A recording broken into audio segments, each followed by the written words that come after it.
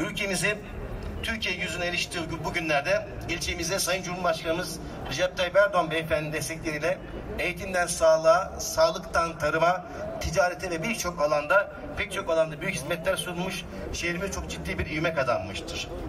Erciş Ağız Diş Sağlığı Merkezi Hastanemizin Erciş'imize kazanılmamıza Türkiye Cumhurbaşkanı Recep Tayyip Erdoğan Beyefendi olmak üzere Sağlık Bakanımız Fahrettin Koca Beyefendi'ye, Sayın Valimiz Doktor Ozan Balcı Beyefendi'ye, AK Parti Van Milletvekilimiz Erciş'li hemşerimiz Abdullah Darvas Beyefendi'ye, AK Parti Van Milletvekilimiz İrfan Kartal Beyefendi'ye ve AK Parti Van Milletvekilimiz hocamız Osman Nuri Gülaçar Beyefendi'ye teşekkür ediyorum.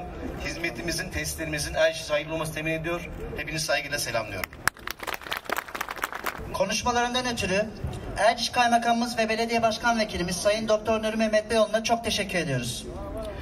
Şimdi konuşmalarını yapmak üzere Van İl Sağlık Müdürü Operatör Doktor Muhammed Tosun'u sahneye davet ediyorum. Buyurun efendim. Sayın Valim, Sayın Milletvekillerim, Sayın Kaymakamım, değerli protokol üyeleri ve açılışta bizleri yalnız bırakmayarak gelen değerli halkımız, hepinizi saygı ve sevgiyle selamlıyorum. Sayın Kaymakamımız, inşaatı 2020 yılında başlayan Ağız ve Diş Sağlığı Merkezi'nin özgeçmişini bize kısaca bahsetti. Ben de teşekkür ediyorum.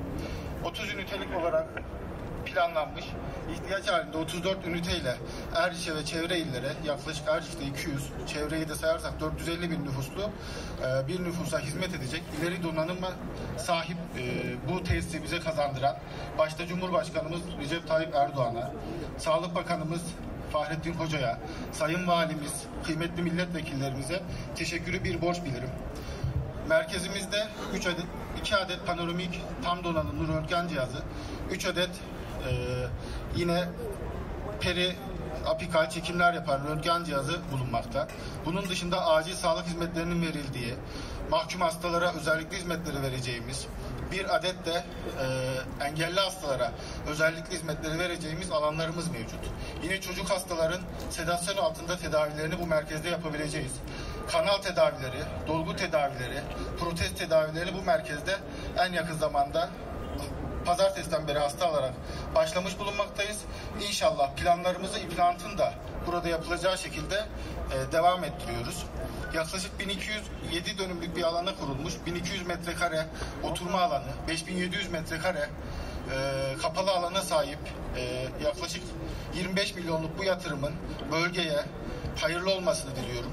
Biz sağlık camiası olarak hekimlerimiz, hemşirelerimiz ve diğer sağlık personellerimiz olarak halkımıza hizmet etmek için elimizden var gücümüzle elimizden gelen her şeyi yapmaya devam edeceğiz.